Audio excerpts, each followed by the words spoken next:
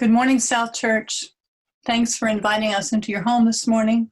I'm going to start with an invocation from the African American gospel tradition, Lily in the Valley. I'm going to sing about the lily, hope, wisdom, courage, and back to Lily. It's easy. I hope you'll sing along, especially with the amen part at the end. Here we go. Don't you know that there's a lily in the valley, bright as the morning sun? Don't you know that there's a lily in the valley, bright as the morning sun? Don't you know that there's a lily in the valley, bright as the morning sun? Amen, amen, amen. Hope.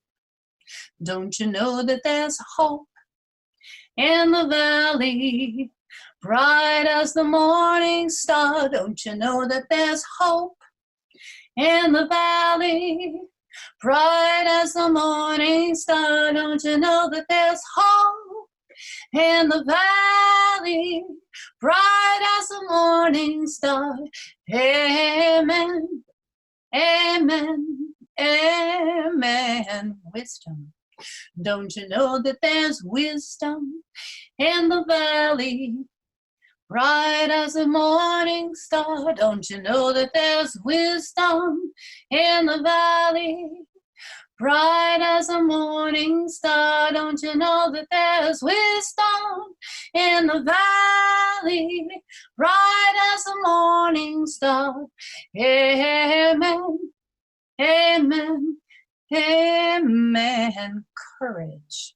Don't you know that there's courage in the valley, bright as the morning sun? Don't you know that there's courage in the valley, bright as the morning star? Don't you know that there's courage in the valley, bright as the morning star? Amen, amen, amen. Back to Lily. Don't you know that there's a lily in the valley, bright as the morning star? Don't you know that there's a lily in the valley, bright as the morning star? Don't you know that there's a lily in the valley, bright as the morning star? Amen, amen, amen.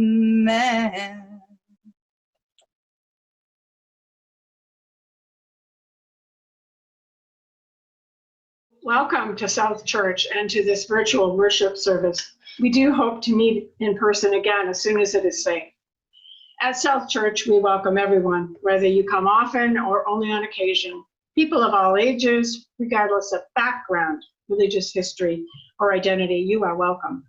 Whether you are at home in pajamas, in your living room, or even out of doors, we are glad to be with you today. I'm the Reverend Susan Sahusky Brown, your newly hired part-time minister. I can't see you, but I am glad to be with you in cyberspace this morning. My start date with you was on March 15th, the first Sunday, when we went to online worship to protect everyone during the time of the virus. This means I have not yet had the chance to meet most of you in person. So I will share a bit about me this morning with you. I come to you with enthusiasm and deep respect for this congregation and its people. I'm a third-generation Unitarian Universalist and had lots of experience in my childhood congregation in Gardner, Massachusetts. And most of that was observing my parents take very active roles in the congregation. Both served on the Board of Trustees, were treasurer, pledge drive committee members, building and ground volunteers, and helped search for new ministers. Incidentally, one search was successful, one not so. They taught Sunday school and religious education programs for youth of ages 13 to 15 and much, much more. And I learned from them that it is the lay people who are the foundation upon which a congregation is built, and that being asked to be the minister is an honor and a privilege to journeying together into what it means to be a Unitarian Universalist. We are continually learning how to serve you during these times. We now have youth group, RE opportunities, meeting setups, and small groups in full gear, all virtual. Please check our website or Facebook and stay connected. And as we continue to explore the best ways to do worship, we hope that everyone will join in lighting a chalice together, sharing a bud, roses, or thorns in the comment feed. Take what it is helpful from our message and get up and dance when you feel like it. It is our hope that what we offer fills your spirit and heart during this most challenging time. An interesting thing about this shift to online worship is that we are now noticing many new folks are joining us on Sunday mornings. So I want to take a few moments to tell you a little bit about the South Church. We are a Unitarian Universalist congregation, a faith tradition which operates on a set of 7 principles and 7 sources, which are non-creedal in nature, but which help us understand what is important.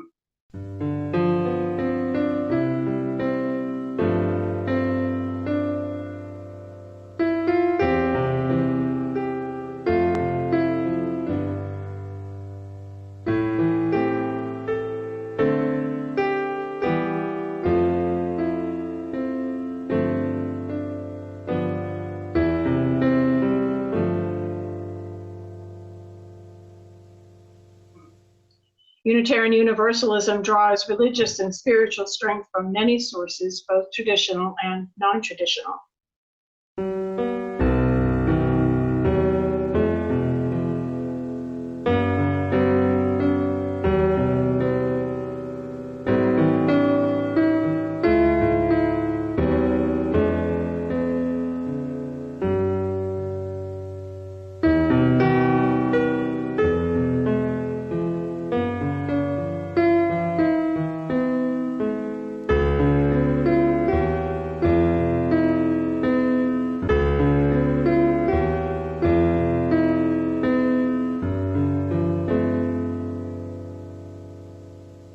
We respect the numerous and the diverse traditions and teachings from those religions, persons, and resources. If you are new, our service may be different than what you are familiar with. Sometimes it takes several visits to get the full flavor of a UU congregation. So we hope that you will continue to attend. Your questions and comments are always welcome. So please feel free to enter them into the comments section or reach out by email. Welcome to this worship service.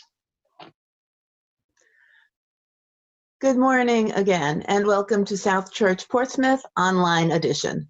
My name is Myra Aronson, and I am one of a team of worship associates who work with our minister, guest speakers, and wonderful staff to create worship services.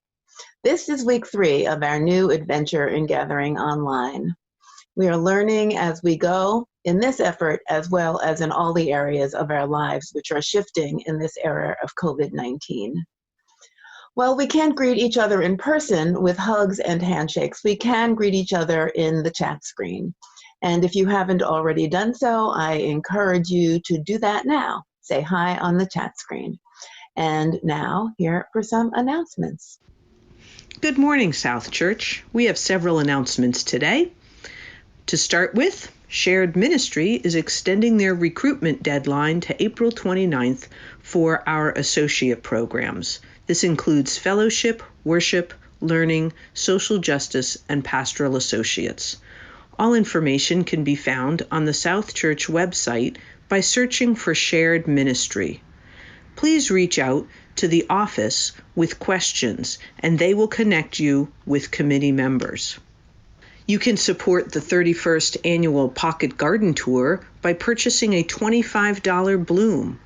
All supporters are listed on a special blooms page in the brochure, along with your business name, message, or the name of someone you would like to honor. Visit the Pocket Garden Tour page at www.southchurch-uu.org to purchase a bloom today. And thank you for your support.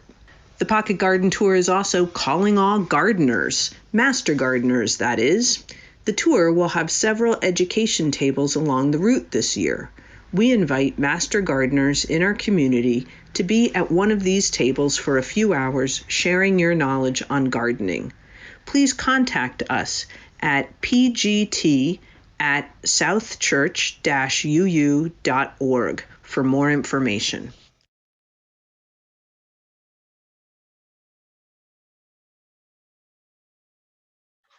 Pick a path with heart. Search your own heart with all due diligence, for out of it flow the issues of life. Don't confuse recklessness with confidence. This advice is what some recent fortune cookies have offered me. When I was growing up, fortune cookies contained clues to what to expect, predictions. Love is coming your way. You will be faced with an important decision. A valuable package will soon arrive. Nowadays, they are more philosophical. Snippets of wisdom, perhaps, or maybe not. But there are many sources of wisdom. There is a famous Tao story, which many of you may know, which I think is a good parable about wisdom. It goes like this. There once was a farmer who had a horse, a strong, hard-working horse. The villagers said, "Oh, you are so lucky to have such a great horse." And the farmer said, "Maybe, time will tell." One day the horse disappeared. The villagers said, "Oh, this is so terrible. Your horse has run away." And the farmer said, "Maybe, time will tell." Shortly thereafter, the horse returned, bringing many other horses with him. "Oh," said the villagers, "this is so wonderful." The farmer simply said, "Maybe, time will tell." The farmer's son was working with these new horses and was thrown and broke many, many bones. The villagers cried, "Oh, this is so terrible." And the farmer said, "Maybe, time will tell." Soon a war broke out, and all the young men in the village were conscripted, and many died. The farmer's son, injured, was not sent to war. The farmer in this story did not have the knowledge of what was to come, but he had the wisdom to know that we can never know how something will work out or what's coming next. He was on the same wavelength as Tolstoy, who said that the highest degree of human wisdom is to know that we know nothing, which can be disconcerting. But I reference this story often, sometimes to remind myself to be patient, or that I can handle whatever life dishes up for me, sometimes to share with others. Wisdom is not about information. Thomas Watson, founder of IBM, suggested that wisdom is the power to put our time and knowledge to its proper use. Wisdom is about the long view. And sometimes wisdom actually can be found in fortune cookies. The other night, I got this one. It's nice to be important, but it's more important to be nice. Now it is time to light the chalice. As you see us light the chalice in my home, I invite all who are watching to light a chalice or a candle at their home. We light the chalices today with these words from Deborah Falk. The chalice lit among us is a beacon of hope in a world of crisis, a beacon of possibility made manifest in community, a beacon of warmth through our interconnections, a beacon of light illuminating our shared wisdom, a beacon of connection by our being together. And now please join me in reciting our mission statement, which is displayed on your screen. At South Church, we nurture spiritual growth through worship, learning, and community. We celebrate the worth and dignity of all people, and we inspire one another to act on our faith in the larger community.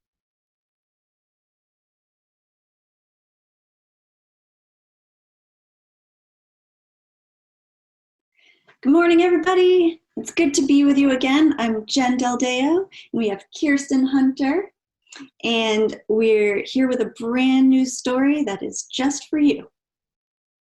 So, once upon a time, there was a baby boy born. He was loved and cared for, and he grew pretty quickly. A few years passed, and his parents had another baby, this time a little girl. She was loved and cared for too. The new baby also grew quickly, and pretty soon the brother and the sister were playing and wrestling and laughing and being rascally. Sometimes the siblings would argue and say kind of mean things to each other, but for the most part, they got along pretty well. They loved each other very much, even if they were sometimes a little annoyed with each other. One spring, when the boy was about 11 years old and the girl was about 8 years old, it started to rain a lot. And for the first few days, the kids loved it.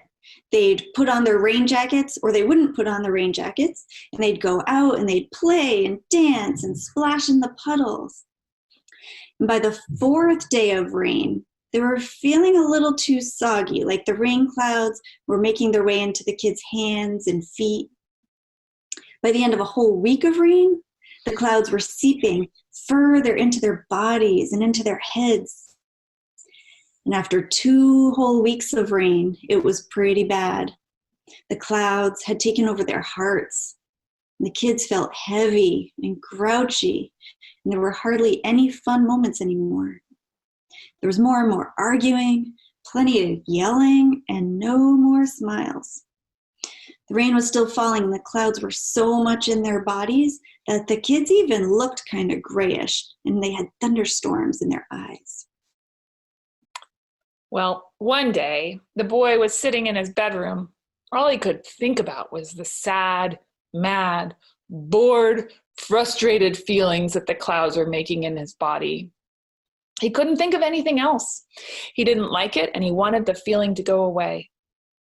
And he didn't know how to make it stop. It just kept feeling yuckier and yuckier. The little sister, who had been feeling these same feelings, was tired of being alone. And so she went to find her brother to pester him. The clouds in her heart were making her lonely, and the only thing she could think to do was to annoy her brother. So she went to his room, opened the door without knocking, and started teasing him. Hey, Stinky Pants. Get out. Leave me alone. What? I can't hear you. All I hear is wah, wah, wah, like a baby. Go away. Try to make me, you big, dumb monkey butt. Oh, that was too far. The brother had enough. He got super angry really quickly.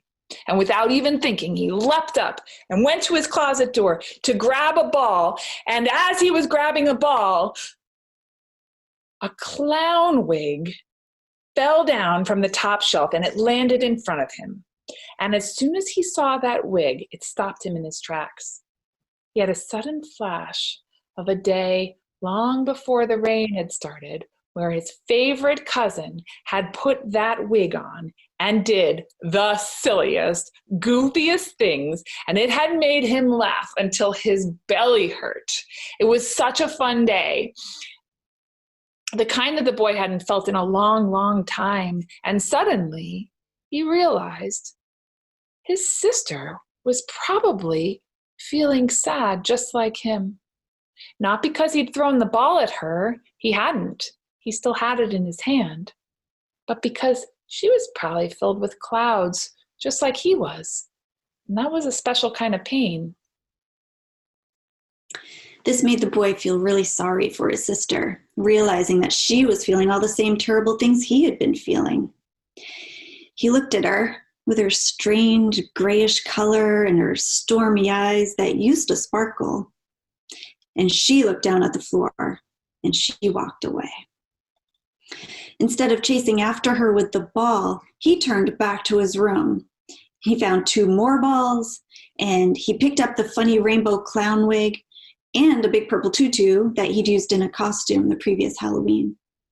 He crept out of his room, and he quietly peeked into each room, looking for his sister. He found her in the playroom, sitting in a pile of stuffies, looking sad. He put the wig on his head, he pulled on the tutu, and he stepped into the room. His little sister, who was annoyed and still feeling mad, couldn't hide a tiny glimmer of a smile as her brother showed up in such an unexpected costume. The brother looked at his little sister, who he knew he loved very much.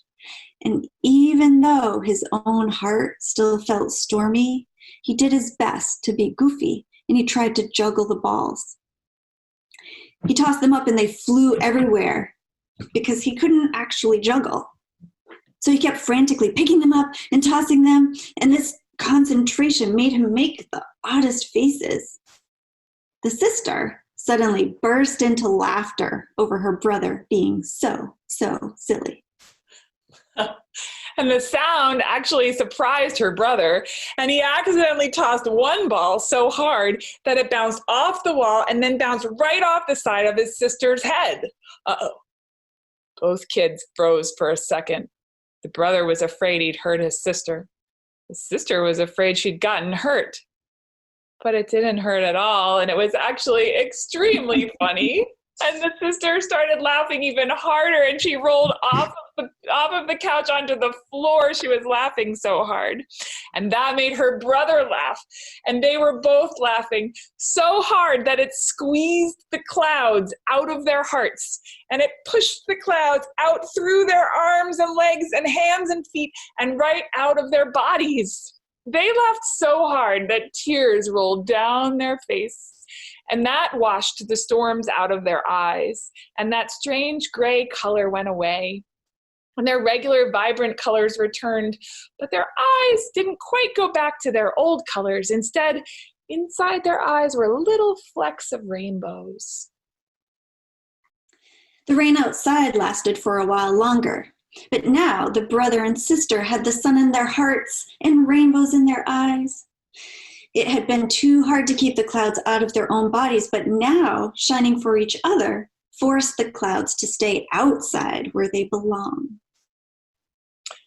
When you're having a hard time, it's easy for clouds to feel overwhelming. And there is nothing wrong with feeling sad when things are hard. But there is a magic remedy that you can use when things are feeling especially hard. If you can find a little bit of energy to try to help another person with their clouds, you might find out that your own clouds start to clear away too. When that brother made the choice to lift his sister up, even though his clouds wanted him to do something else, both of their heart suns started to shine. Try it out. Let us know if it works for you. We miss you. We'll see you soon.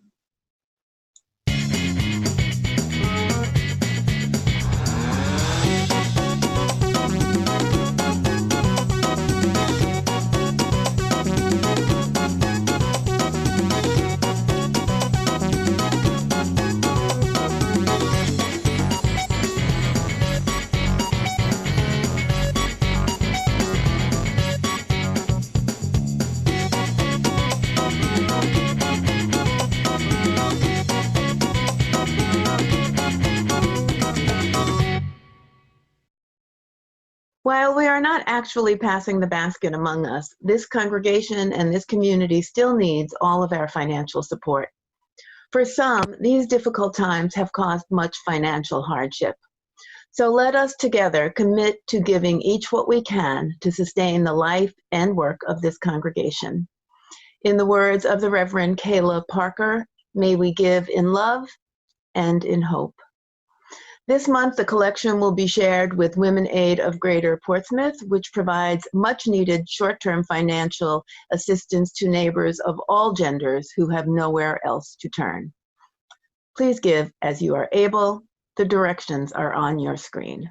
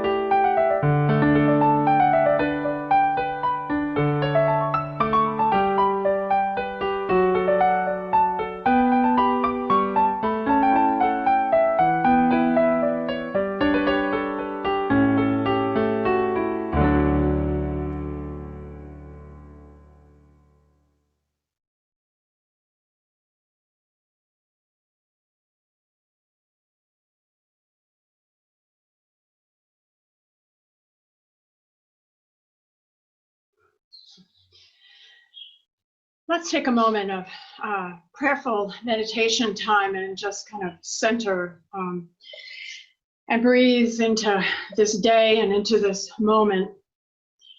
Put your feet firmly on the ground and just kind of rest for a moment in the peacefulness and the time that we need to reconnect with ourselves and reconnect with one another. Holy One of Blessing, this time we come to you with many needs, many questions, many concerns, and most of all, we want to give thanks for all the people around us who continue to do what they're doing in spite of great danger to themselves. Let us remember the first responders and nurses and doctors and medical staff that are putting their life on the line. Let us be ever so grateful for all the people, the teachers who are working from home and the members of the congregation who are reaching out to one another. Our needs may be many, but they will be answered. It is a time for silent reflection. It is a time for calling into your heart and mind all those who need our blessings. Let us be in a moment of silence as we think upon them.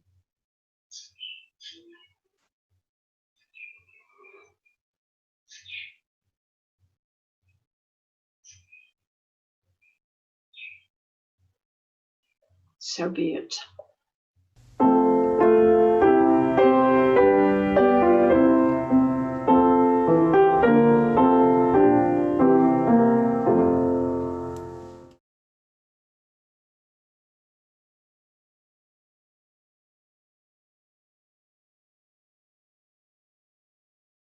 I come to you after serving with First Church Unitarian Universalist in Leominster for almost 25 years, and after a shorter time retired from the active parish ministry.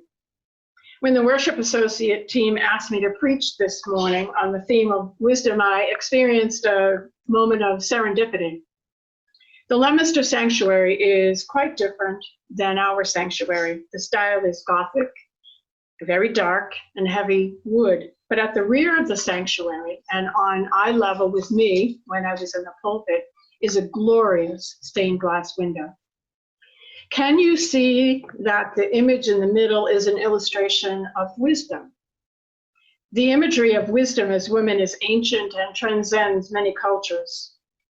Her story is told in the ancient Egyptian myths of Isis and Ma'at, and in the Greek goddess stories of Demetra and Persephone. And their story is fitting during the season as we begin to think about the awakening of the earth, of budding flowers and trees unfolding their tender leaves as if awakening from deep underground sleep. The story of Demeter, the mother, and Persephone, the daughter, tell of rebirth, renewal, and reconnection with nature and one another. And so too the story of wisdom is of connection with growth and change and learning our place on the planet Earth, and not just a character from the Judeo-Christian perspectives where she first shows up with the name wisdom. In the Hebrew traditions and writings from as long ago as 5th century before the Common Era, 5th century BC, wisdom was equal to any of the creation figures. Some early poems about her begin this way. When God, or Yahweh, set the heavens in place, I was present. When the Creator drew a ring on the surface of the deep, when the Creator fixed the clouds above and the wells of the deep, and assigned the sea its limits where the waters will not invade the land, and established the foundation of the earth, I was by the Creator's side, a master craftswoman. I've adapted the language in an attempt to be less centered on the Creator being, and more to show the power and potency of that wisdom image that I would fix my sights upon when preaching and in that pulpit. You might know woman wisdom from Proverbs, a book in the Hebrew scriptures, sometimes called Old Testament, which advises how to be a good and moral person. The words under the wisdom window in Leominster read, "Happy is the one who finds wisdom She is the tree of life to them that lay hold upon her, and happy is the one that retains her. And the other name you perhaps would recognize for wisdom is Sophia or Sophie. Do we have any Sophies or Sophias out there? If you are, please put your name on that little chat and know that your name means the wise one. You probably noticed that the window that I showed you and the window that I drew all that energy from is surrounded by an enormous tree of life. I could do another whole sermon about the tree of life. However, for today, I would invite you to find your own tree of life, to get outside and focus on a tree. I might even hug a tree. And if you want, notice the bark getting brighter, notice its limbs beginning to loosen and stretch, and notice the buds beginning to pop, and see that potential in front of you. This is wisdom, as the opportunity to experience life with new awareness. The other thing to notice about the wisdom window is that she is a strong and present and powerful and confident woman surrounded by other images. Love, temperance. Temperance is an old word that doesn't hold a lot of meaning anymore. Instead, I want to call that window balance or harmony. Wisdom is right there in the center and on the other side of our hope and charity, in the company of wisdom. And today, we are in the company of wisdom. Wisdom, I mean, as that continual learning, constantly adapting, adjusting, and gaining an understanding of how to live in the world as it is, not as I assume I can make it. So today, in the company of wisdom, I invite you to think about where and how wisdom has shown up for you. For me, it is not just an abstract concept or vision, but wisdom shows up in the people I meet, have met, and who help form who I am. Now, the person I most remember who embodied wisdom is my grandfather, Grampy Fay. He was my mother's father, and he lived with us from the time I was born until 1967. Grampy Fay was wise, strong, capable, full of love and mischief. He was kind to others and had one of the most balanced and pleasant personalities I have ever encountered. I wish I had a picture to show you of him, but he was the kind of guy who took the pictures rather than have his taken. Though I say I have one picture of him and I look at it and I see my youngest son, Eric. They look exactly alike, bald head and all. Grampy Fay was a truck mechanic whose garage was attached to the house. Both my mother, who was a registered nurse, and my father, who was an appliance repair technician, worked long hours. So Grampy Fay had primary responsibility for myself, my siblings, my sister, brother, and whoops, a surprise brother who came along when I was 13. Grampy Fay handled us with grace, positive reinforcement, promise of rides in his pickup truck, duly named Clyde, and the promise of donuts. Because of the kind of person Grampy Fay was, there was always lots of people around to tell stories and pass on wisdom and be role models to us. It was good growing up around him. And I want to tell two stories about wisdom that I learned from Grampy Fay. The first story is that when I was around 12, Grampy Fay found me sulking in the house, pouting about one thing or another. Maybe I had too much homework, or maybe my sister was being very difficult, as sisters can be. Maybe a friend had slighted me in school, but I was sulking. And he said, "That's enough. That's enough, Susan. You have taken time to sulk and be upset. Get over it. Get out here in the garage and learn about how a truck engine works." I went out. He handed me a spark plug wrench told me to take out the spark plugs, clean them, regap them with a funny little tool that's just for that job, and I still have his old one, and then put them back in.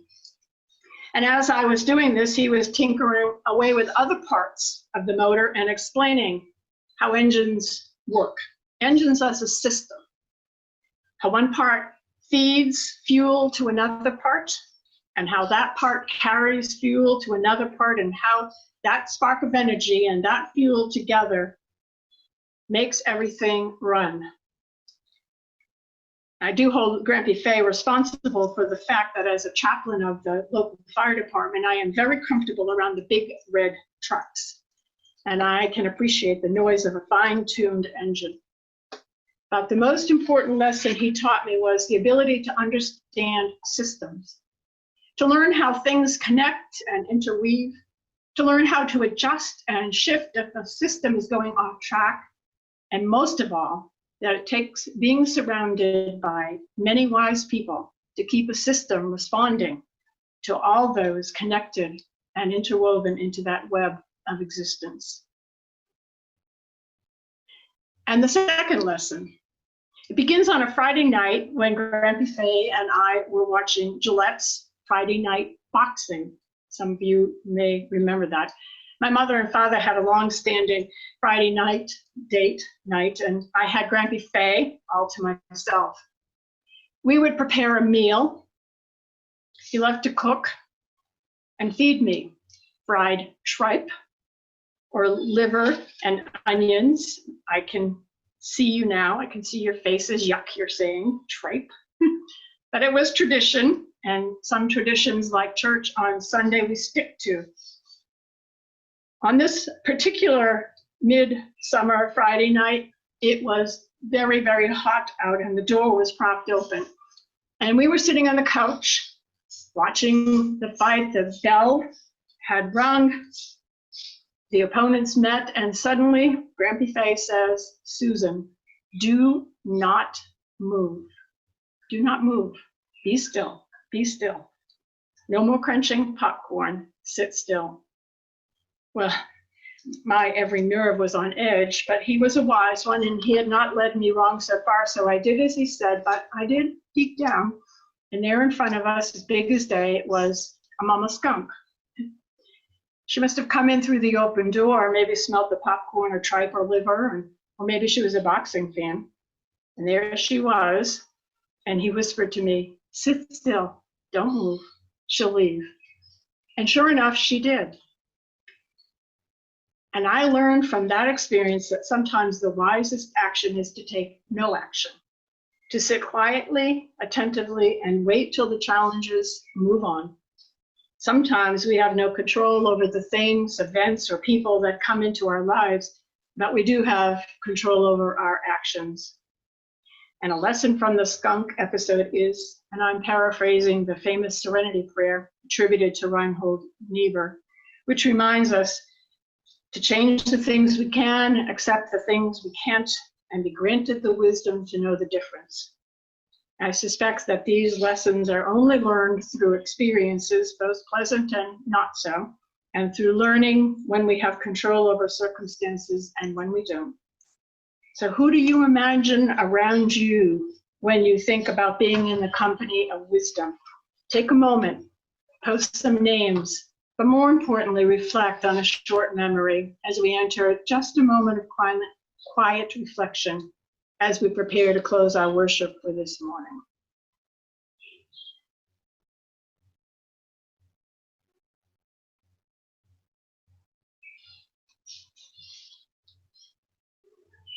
May wisdom surround you.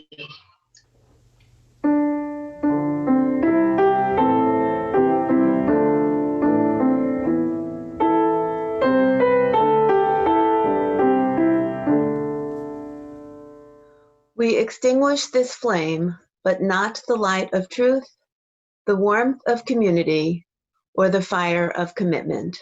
These we carry in our hearts until we are together again. It is time now to go in peace, to live with love, compassion, and thankfulness for family and friends. And may we go forth now to share hope, and the bounty of our love with one another. Go now in peace.